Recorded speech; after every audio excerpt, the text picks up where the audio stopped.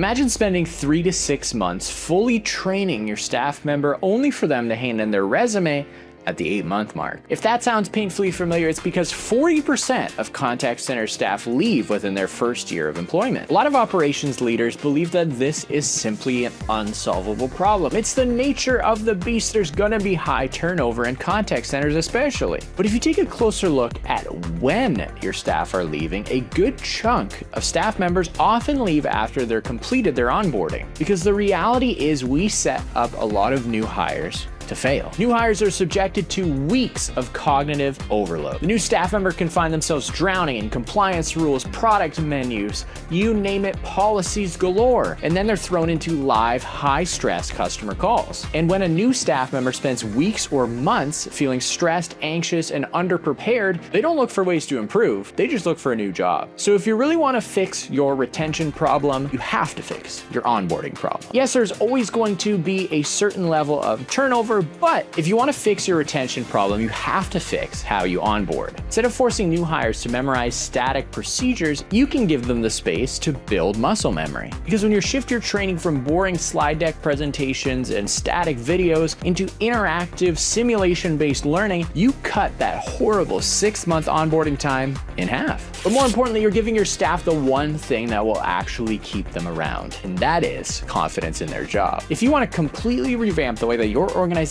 approaches onboarding, you should check out Lemonade LXP.